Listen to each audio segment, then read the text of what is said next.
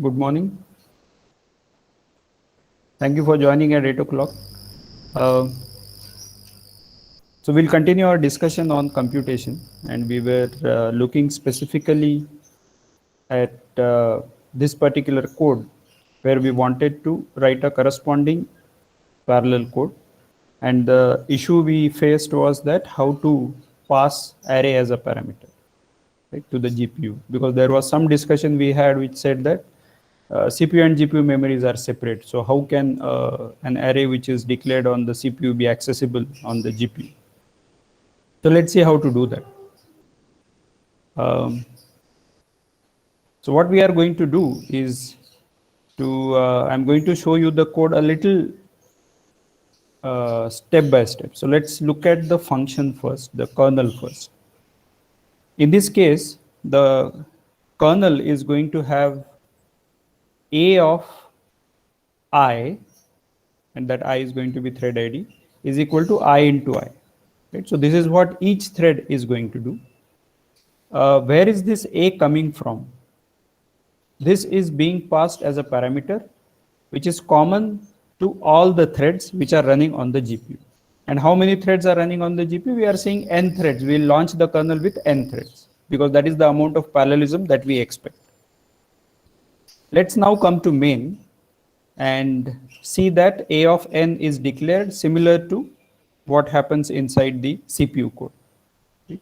In the end, I am also finally printing it onto the CPU just for my understanding. It's not equivalent to the C code or the CPU code, but I am just printing it because I want to check whether the GPU is performing its computation properly.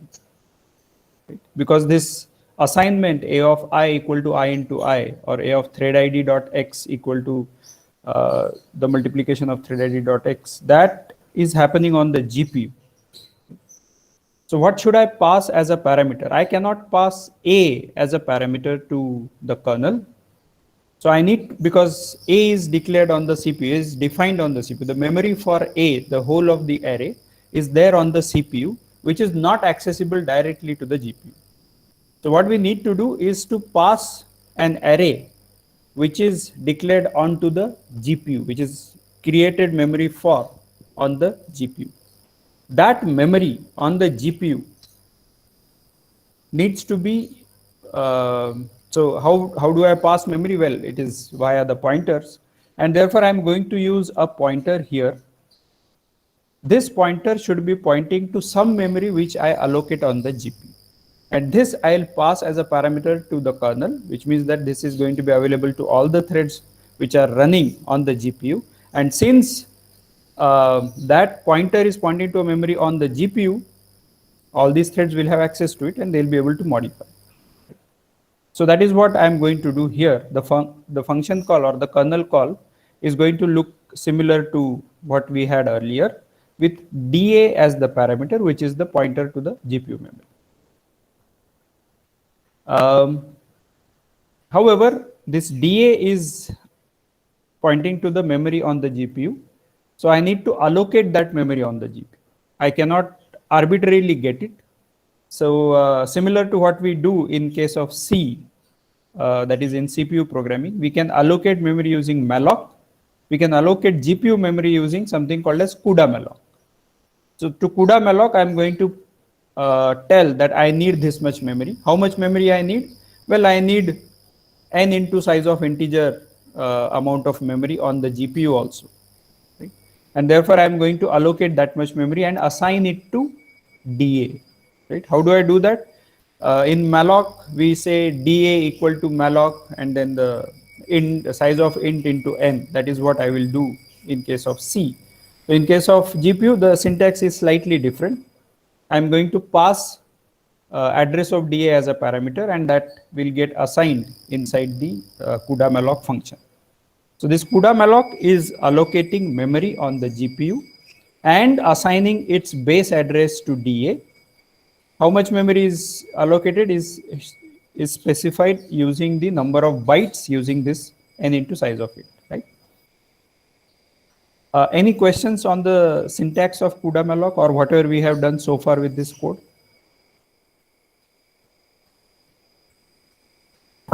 Sir, Yeah, go ahead. sir, do all the, let's suppose if the GPU has 1,000 cores, do all the 1,000 cores share the same RAM?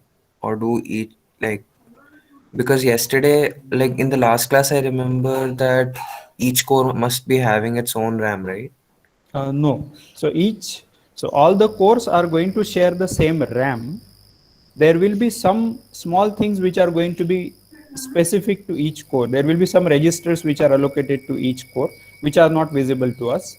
The second thing which is visible is that there is going to be some small cache which is going to be available across a group of threads. But across all the threads, there is global memory which is available, which is RAM. There is also texture and constant memory which is available, which we are going to touch upon a little bit, but that is not central to this discussion. So the RAM is going to be common across all the threads. Any other questions? Okay. So think about it like the way we think about heap, that we need to allocate that much memory on the CPU. Similarly, we are allocating some sort of heap. And since heap is accessible, so if I allocate some heap inside one function, that heap memory, that area is going to be available across the other function also, as long as you have not deallocated it. In a similar manner, you can allocate memory once, and until you deallocate, that memory is going to be available to different functions on the GPU, which means different kernels can execute accessing the same memory which was allocated cudaMalloc once. So that is what we will study soon. All right. So we'll move ahead. So I have allocated this memory on the Sir, GPU. Yeah, go ahead. sir, so that there is two type of memory located. Once first for the stack of A, for the stack, which stores A, and second the heap like cudaMalloc. That is correct. So yeah, okay. So let me explain that a little bit. Yeah, you are right that there are two kinds of memories. So one is all these variables A, DA, and I. All of these are allocated on the stack of the CPU, right? And then you can as well have, if there would have been a malloc function here, function call here, that would have been heap of the CPU, which is a different part of the same RAM. So stack as well as heap are all allocated in the same RAM. It's just that the heap area is going to be accessible across all different functions. The stack memory typically is temporary in the sense that as soon as the function is over, it is going to be deallocated. Similar concept exists on the GPU, where the heap memory that you can allocate, well, it's not called as a heap, although there is a separate heap. So there is also malloc on the GPU. But whatever are the global variables that you want to define onto the GPU inside the RAM, those can be nicely allocated from the CPU using cudaMalloc. Those can also be allocated from the GPU using malloc. And there are other some global variables which you can define in the GPU using something called as underscore device underscore mnemonic, which also we will study. Don't worry. For now, just concentrate on cudaMalloc. Similarly, if I define something locally here, right, inside the function, that is going to be local to each thread, and all of that is going to be allocated on the stack for that particular thread. So the stack is local to each thread, and whatever we have cudaMalloc, that is common across all threads. So if you actually notice, this int star a is actually a local variable for each thread, for each invocation of this fun. So this a is going to be local to each thread, and however, a is going to point to some memory area which is going to be common across all the threads running on the GPU. This is again not very important from the perspective of what we are going to do, but those of you who care, maybe you should be aware of this. Okay, shall we move ahead? If there are any other questions? Sir, inside the GPU function, can we heap allocate like using ML? Sorry, could not hear it completely. I just heard that inside the GPU function, malloc function, you were saying something. If somebody has heard, maybe you can repeat the question. Sir, inside the GPU function, you can using malloc you heap allocate. Yeah, Shira, there is a break in your voice. I mean, some words I am able to hear and some words I am not able to. Hello, sir. I think she's saying, Sorry. can you use the malloc function inside the kernel?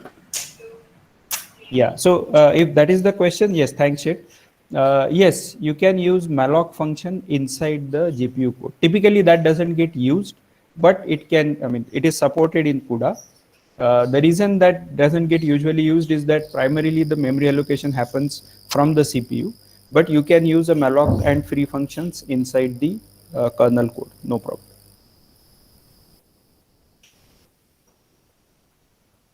Arihant is asking, DA is equal to physical address in GPU or is page table used? Okay, so DA is equal to the, as far as DA is concerned, it is actually a pointer on the CPU, right? So it is going to use, uh, uh, some memory area on the CPU for its own allocation. But the value that is getting stored inside DA is going to be an address on the GPU.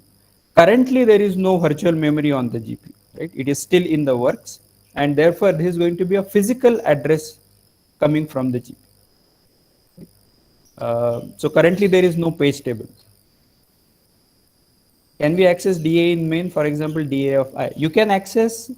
Okay, so we are actually using DA, but we can access its address, because DA per se is in CPU memory, which means that you can assign something to DA, you can access ampersand of DA, but as soon as you try to access DA of I, you are accessing the value that is stored inside DA, and that value is the address from the GPU, and therefore DA of I is going to refer to this address, which is not valid on the CPU, it is valid only on the GPU.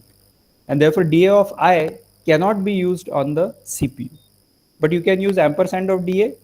You can assign, for example, if there is another pointer int star x equal to DA, that is okay. You are just copying the address, that is the value stored inside DA to x, that is okay.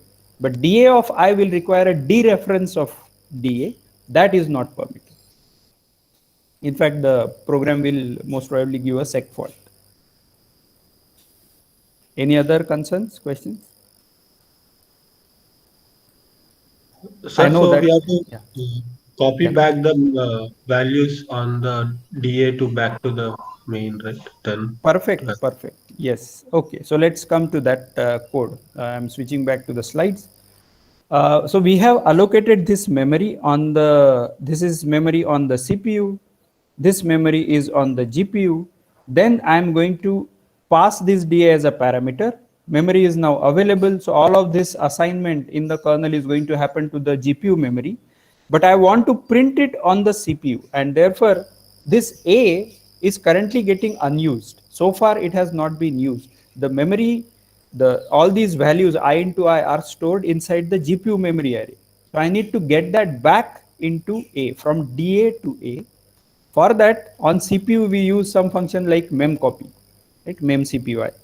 So on GPU we have a similar function called cudaMemCpy, which is going to tell me that from this particular destination, sorry, from this particular source, I'm going to copy certain number of bytes to a particular destination. So that is what I need to tell. And I also need to specify, because this cudaMemCpy is going to work across CPU and GPU, that is, you can transfer data either way. I need to also specify the direction of copy, whether from CPU to GPU or from GPU to CPU. That is specified using something called as host and device. CPU is called as the host and the GPU is called as the device, right? So the syntax is going to look like this: cudaMemCpy, then the destination address, then the source address, number of bytes, and the direction of copy from device to host, which means from GPU to CPU. Once I have that, that means those many bytes which were written in I into I or thread.idx.x into same, that is going to get copied into A, and then I print it on the CPU. Right? Note that cudaMemCpy can also be done from CPU to GPU. In this case, we didn't require it because there was direct assignment. But typically what you will do is to read data from a file, some input from a file, let's say some coordinates or some initial positions of different, let's say, points in 2D geometry or 3D space. That data you are going to read, and that is going to be read on the CPU, which means that is going to be pushed into a CPU array. This CPU array need to be copied to the GPU memory, processed there, get the results back from the GPU to CPU, and then proceed further. So any further questions on this code? What is the difference between using cudaMalloc and cudaMemCpy from host to device? So cudaMalloc is, okay, both these functions are used inside the CPU code. cudaMalloc is just for allocation. It does not transfer any memory, whereas cudaMemCpy is going to be transferring the memory. It is only copying, but you need to have that data available, that memory allocation done. If you do not use cudaMalloc and just do a cudaMemCpy, there will be a sec fault. It's like saying that I have a pointer in main, let's say int star x, and then I am saying star x equal to 5. We have not allocated any memory to x, that is, there is no x equal to malloc, right? And therefore there will be a sec fault, possibly a sec fault on the CPU. Similarly, if you don't use cudaMalloc and just use cudaMemCpy, that is going to create a sec fault on the GPU. Don't we need cudaSynchronize here? Good observation. So, okay, so can some of you tell me why I have not added CUDA device synchronize there? Any suggestions? Any guesses? Sir, we don't need to synchronize because anyways, each thread will be writing in a separate memory location in the array. So it doesn't matter if it's synchronized or not. Okay. So, cudaMemCpy is the blocking assignment. sorry, I didn't get Mr. Lakrishna. cudaMemCpy is a blocking assignment. It will block. Okay. So let's try to understand why one might need CUDA device synchronize. So there is a kernel call, right? And there is something which is getting returned to the GPU memory. If I do not have CUDA device synchronize, that means that the CPU is going to move ahead. So it is going to launch the kernel fun and it is going to move ahead. If you do not have this cudaMemCpy, right, then it will try to, okay, let me put it this way. If this cudaMemCpy is also a launch, that is, it just launches it and moves ahead, then the CPU is going to start printing A of I. However, this fun is possibly not yet over, and therefore it's possible that A of I might not get the values that you actually expect from your computation. And therefore one might think that maybe I should have CUDA device synchronize.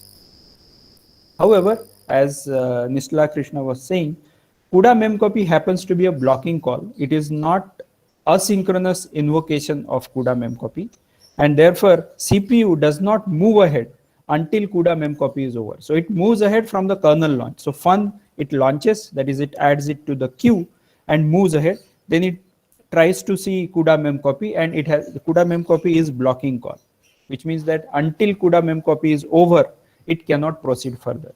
How does cudaMemCpy work? Well, cudaMemCpy is going to also go into the same queue as the kernel. cudaMemCpy is also going to get into the same queue as the kernel call, and therefore cudaMemCpy cannot execute until fun is over. So there are two things happening. The GPU is executing fun and cudaMemCpy part sequentially. So So there is no communication or coordination required between these two. As far as CPU is concerned, it is launching fun, but it is waiting at the cudaMemCpy, and therefore it is also not moving ahead with the printing, and therefore we don't need to necessarily have CUDA device synchronize. However, as a good programming practice, if you want to insert CUDA device synchronize there just after fun, that is perfectly fine. There is no overhead involved with this, so you can as well add CUDA device synchronize. Sir? Yeah, Venkat. Sir, I'm just a little confused in the fact that what is the difference between launching fun and launching cudaMemCpy, because it is also going into the same queue.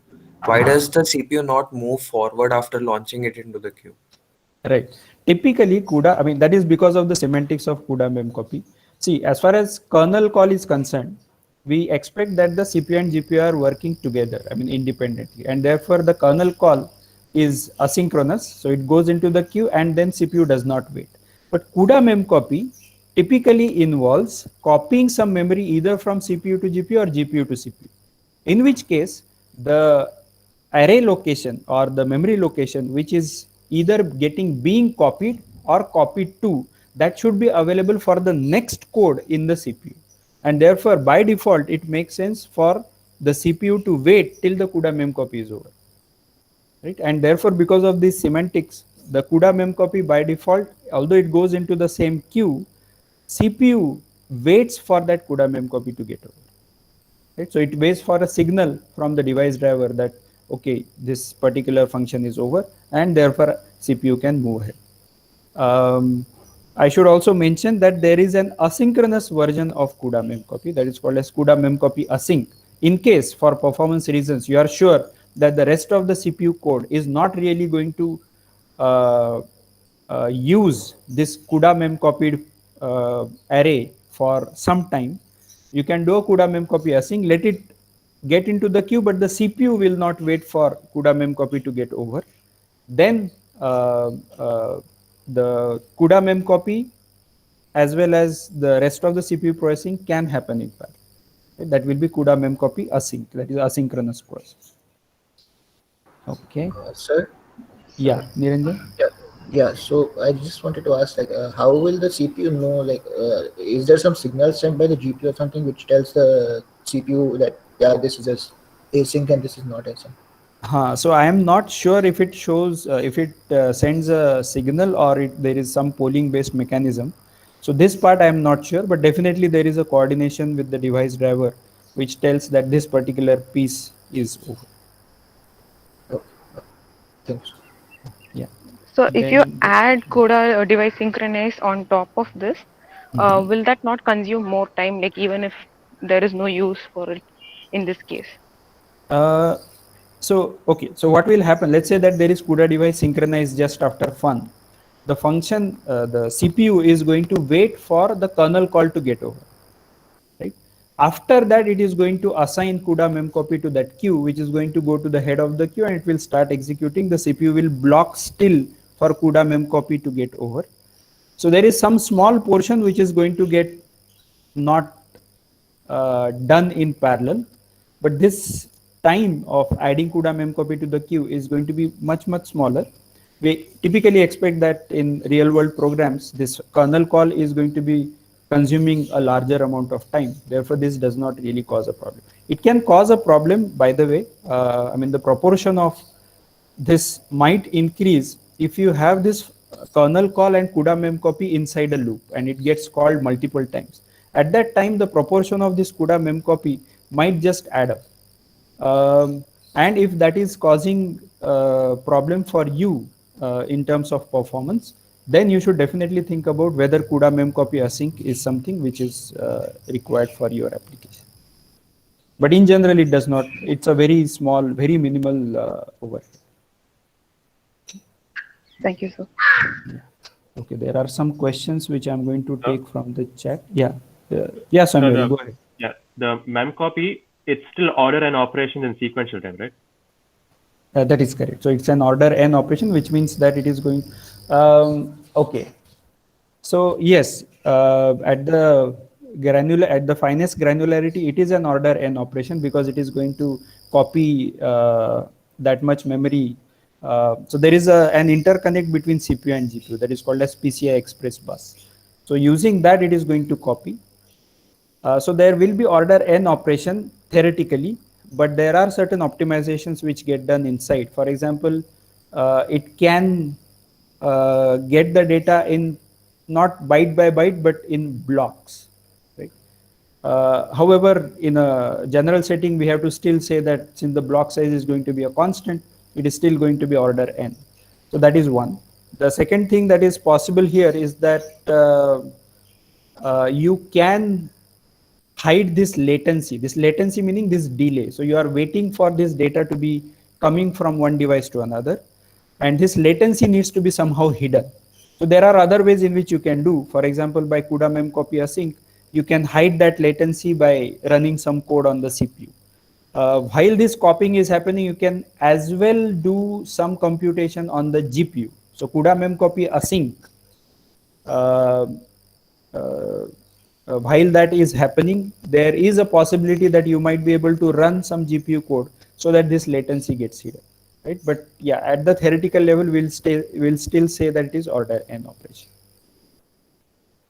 All right, sir. So is the parallelized code faster than the sequential code in this case?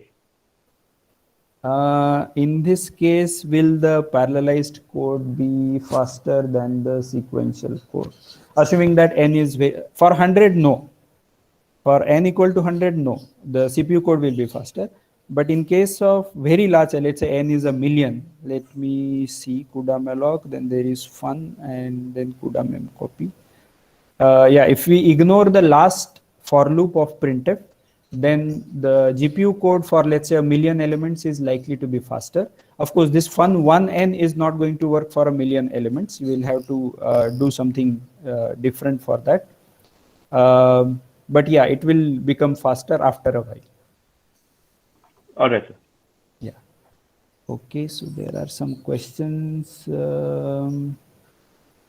cudaMemCpy copy values. Yes, cudaMemCpy is going to, so given two addresses, source and destination, it is going to copy the values that are stored at the source address to the destination address, and the number of values it copies is dependent on the number of bytes that we have given. When you say cudaMemCpy is over, it means when n integers are copied from GPU to CPU in the example, yes, that is correct. Why isn't there a common memory accessible by both CPU and GPU, since there is a lot of transfer of data between CPU and GPU in bigger processes? Shouldn't a common memory make the process faster? Yes, Vignesh, that is correct. In fact, there is technology which, I mean, people required this quite often, and therefore there is a technology which got generated or created, which allows you to have some common area which is accessible to both CPU and GPU. But there are issues because when, as Rishabh is also pointing out, there is a coherency problem. Coherency problem meaning that you are writing something from CPU and at the same time you are reading something from the GPU, because these are expected to be running asynchronously. In which case, what is the value that gets seen by the GPU? Is it the old value or the new value or a garbage value? So these issues come. The second problem that comes is that these devices are typically created by different companies. This is an Intel CPU, this is an NVIDIA GPU or an AMD GPU. In these cases, this coherency is, this coordination across companies at the time of device creation, at the time of CPU creation, it cannot be guaranteed, and therefore these have traditionally been very separate.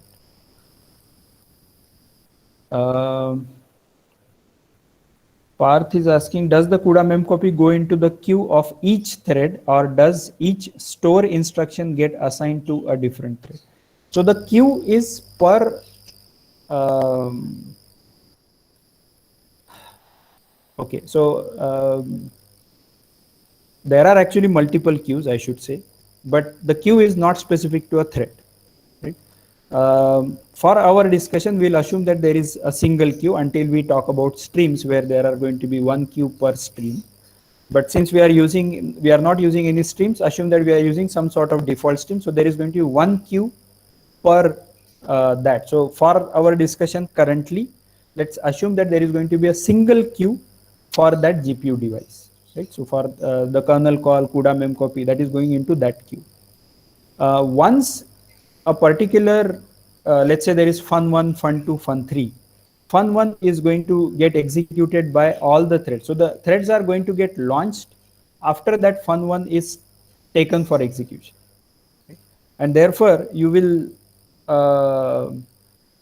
it's not appropriate to say that cudaMemCpy is going to get executed by a thread.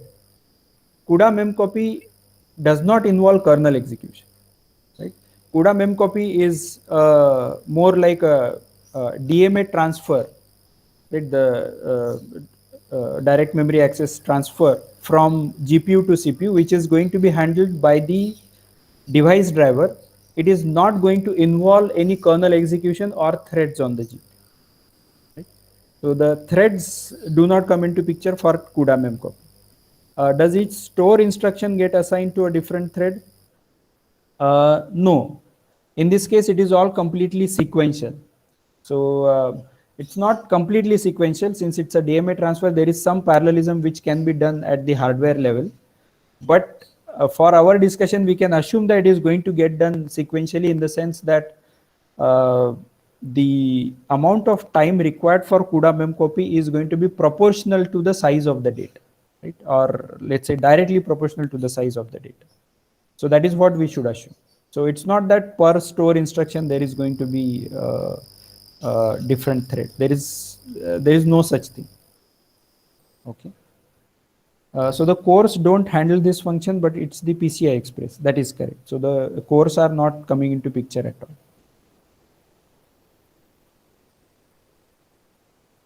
Any other questions?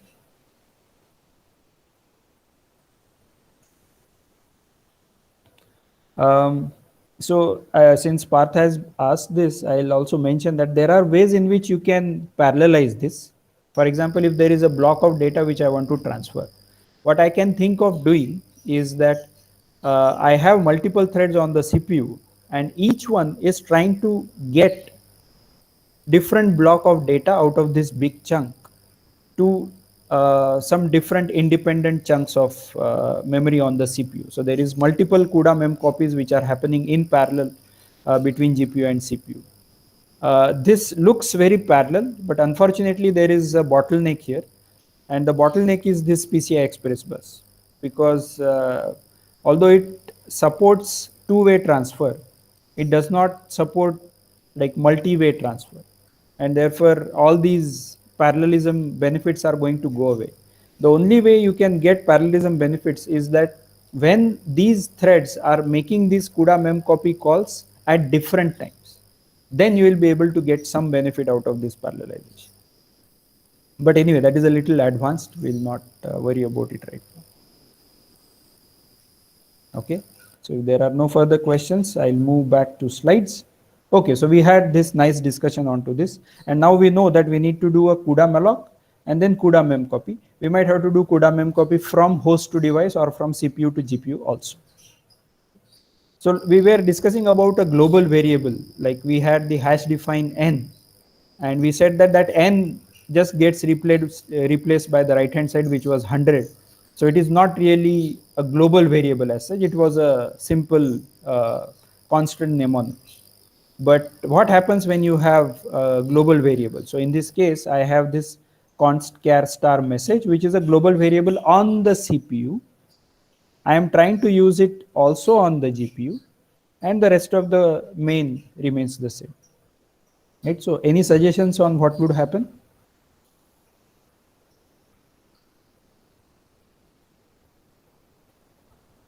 Segmentation fault. Okay, seg fault is one possibility. Any other suggestions? Sir? Yeah, Venkat. Sir, like, but isn't this something handled by the compiler? If the compiler, like, it creates two memories onto the GPU and the CPU for their access, then there wouldn't be a problem, right? There wouldn't be a problem. Oh, okay, okay. Okay, so the compiler is not creating, unfortunately so, but compiler is not creating two copies. If you notice from our previous example, cudaMalloc had to be done by the programmer. which means that we were responsible for allocating memory on the GPU, and therefore compiler is not helping us. It's all explicitly needs to be done by us, and therefore it will not create a copy for MSG on the GPU. Okay, any other concerns here or any other suggestions on what would happen?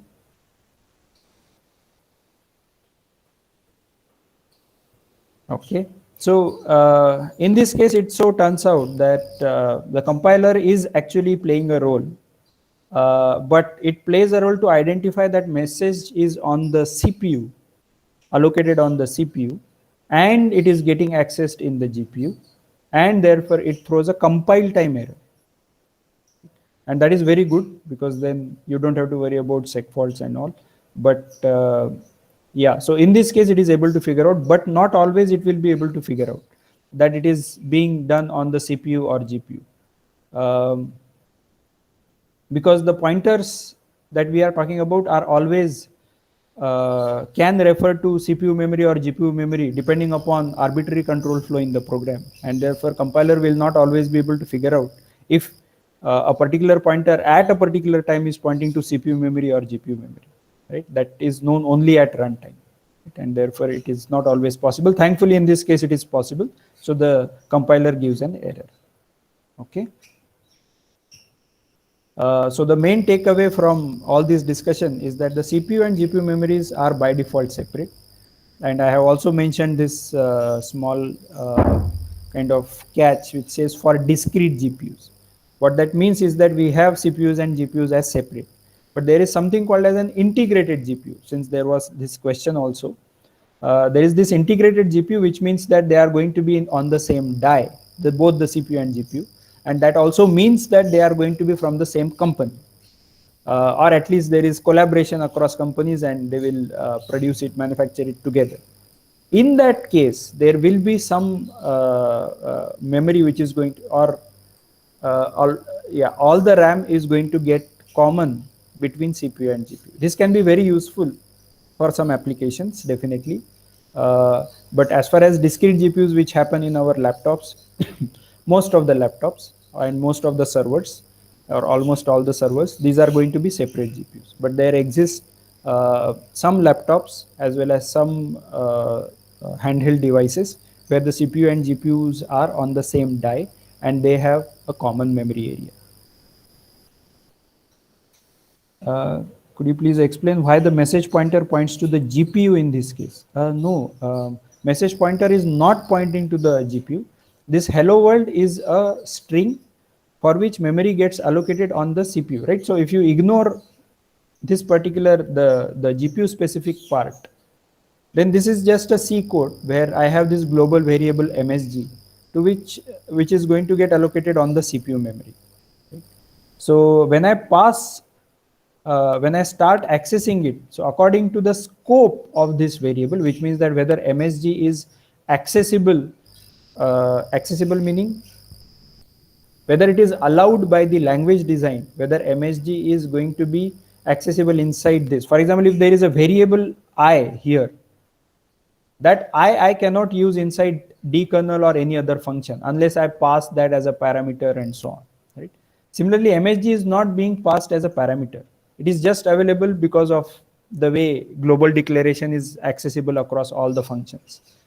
But this MSG is allocated on the CPU and therefore it is not available on the GPU, right? So that is what we get as the error. So message pointer is both the pointer, that is the MSG pointer, and the memory area that it is pointing to, which is storing hello world. Both these are on the CPU and therefore these cannot be accessed from the GPU. Any other questions here? Sir, this CUDA code will work in the GPU, CPU in the same die kind of case. In that case, okay, let me see. I think it works. Yeah, I think it works. I have not I have tried it, but one of my students had this that is called as integrated GPU. I think he had tried it. Most probably it was. It's long ago, so I don't recall. So I can't say for sure. But I think it works when you have integrated GPU, because then. But then how will the compiler know about this? Okay, I'm not sure then, because see, that execution is going to happen much later. The compiler itself is giving a warning or an error and stopping the compilation. So I'm not sure how that will work. Maybe we need to do something more. Maybe by default, CUDA assumes these separate memories, and therefore it will give an error. That is what is happening. So if you have an integrated GPU, maybe you need to do something, maybe provide some information that is actually common memory and therefore it will work. But by default, CUDA will not allow this to work. Right? There are other ways, by the way.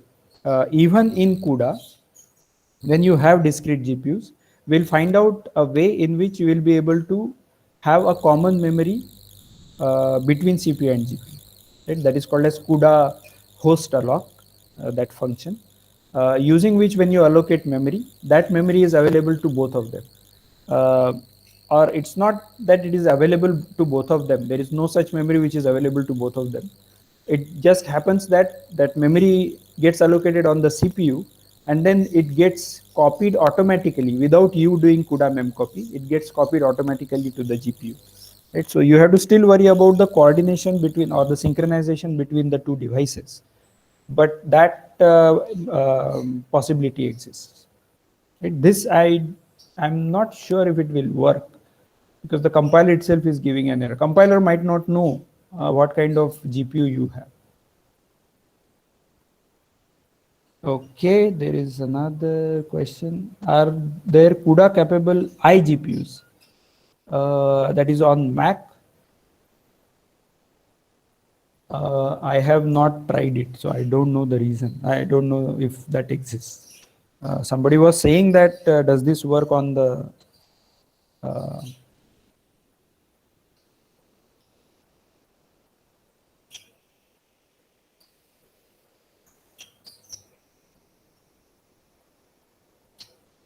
okay, so yeah, so somebody is saying that NVIDIA Jetson might have something. We have both integrated and discrete GPUs in a laptop. So that seems to be interesting, where you have both the integrated and discrete GPUs like NVIDIA Jetson. Thanks, Rahul and Amlan, for that information. So maybe these work, but I don't know. I have not tried these. Okay, any other questions?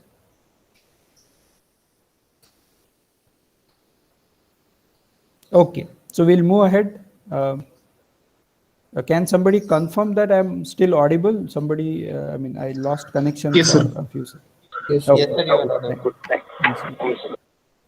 Okay, so this is our separate memories between CPU and GPU, and let's see how with the block diagram it looks like. So we have this CPU or the host, which has its own dynamic RAM. Then there is a DRAM on the GPU or a device, and they are connected via a PCI Express bus. And that means that they have their own separate memories, which means that a variable in CPU memory cannot be directly accessed from the GPU kernel and vice versa. And the programmer needs to make sure that there is a copy of the same variable on the CPU and copy of the same memory on the GPU, if you want both these variables to be utilized on the two devices.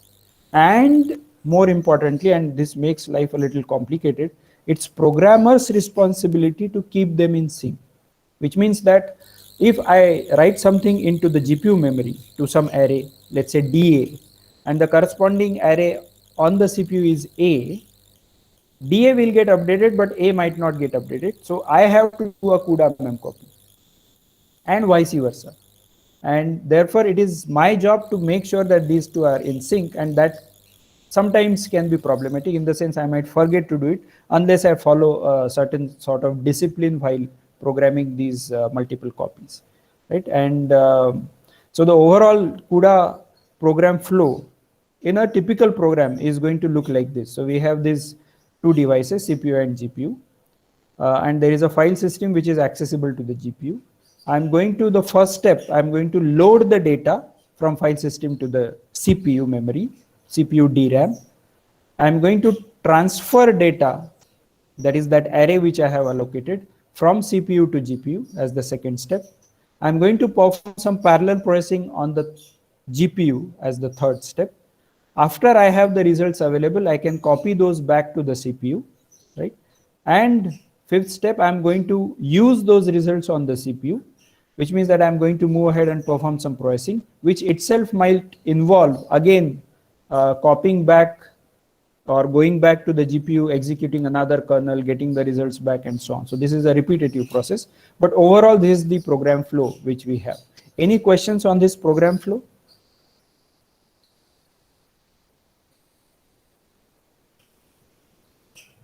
Okay. So I'm going to just split this like this. So load data into CPU memory can be done using either you are reading from a file or you are generating some random numbers and populating the data on the CPU. Then I'm going to do cudaMemCpy from host to device, that is CPU to GPU. I'm going to call the kernel, third step. Fourth step is device to host copy, and then use results on the CPU is arbitrary C code. And because of this, I'm going to need multiple copies on the CPU as well as GPU. For example, this A and star DA, that is A of N and star DA.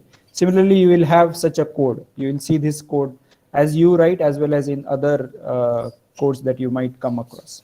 So CPU array, GPU array, or CPU matrix, GPU matrix, where matrix is some type which I have defined, or there is a graph and I need to make two copies, one on the CPU, another on the GPU, and it's my job to keep them in sync. So this is a very common pattern which you will see in the code. There is some question. This is mostly about the data. How are the instructions passed from CPU to GPU? Does that happen at compile time? No, the instructions actually get copied from CPU to GPU only at runtime. That again, the driver comes into picture, and the CPU is going to load A.out in memory, and the code that is corresponding to only the GPU kernels that gets passed to the device driver, which is passed to the device which starts executing that code. The hardware then starts executing that code. Nothing happens at compile time with respect to this. Okay. Okay. So then towards the end of the class, let's do this quickly. I want you to look at this code, understand it, and tell me what is the output of this code.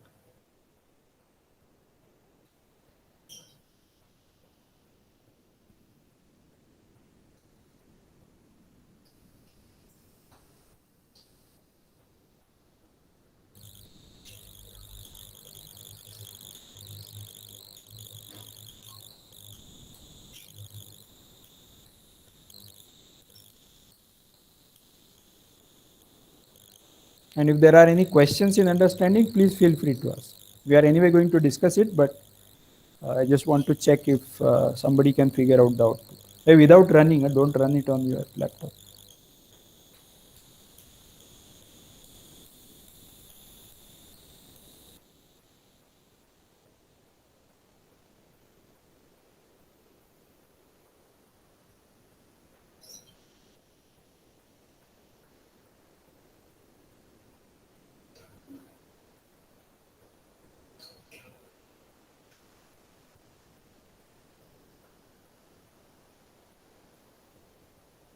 Okay. Parth is suggesting something.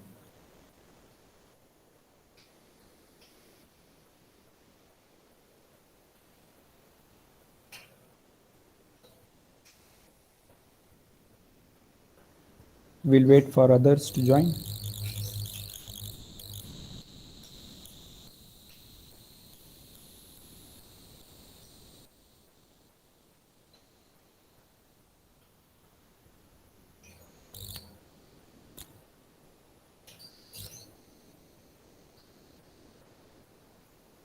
Okay.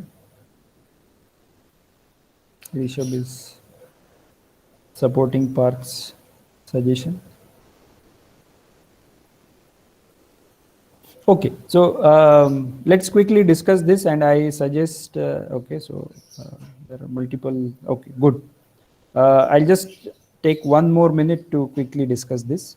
So there is some string which I have on CPU memory, and then there is a pointer. Again, these are two copies which are going to be there. I'm going to allocate some memory to GPU array whose size is going to be 1 plus string length of CPU array, which is going to be whatever is the size according to that. And then I'm going to copy from CPU memory to GPU memory, that is host to device. And then I'm going to call a kernel with 32 threads. And if my thread ID, so the number of threads might be larger than the string size because I'm accessing ARR of ID, I'm just going to increment it. Increment what? Increment whatever character comes to my ID, right? So thread 0 is going to access G, thread 1 is going to access D, and so on. And they are going to increment the value. So G becomes H, D becomes E, K becomes L, and so on. And therefore this is /x is a hexadecimal value 1F, which is 16 plus 15, 31, and 32 is the ASCII value for space, so that prints space, and so on. And once I have done this kernel call, then I'm going to copy the memory back from GPU to CPU, that is device to host, and then I'm going to print it. Right? So this prints hello world. Just check it out if that works out. Okay, so we'll stop here unless there are any questions on this code.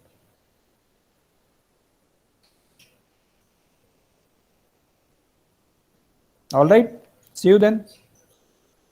See you on Friday at 12 o'clock.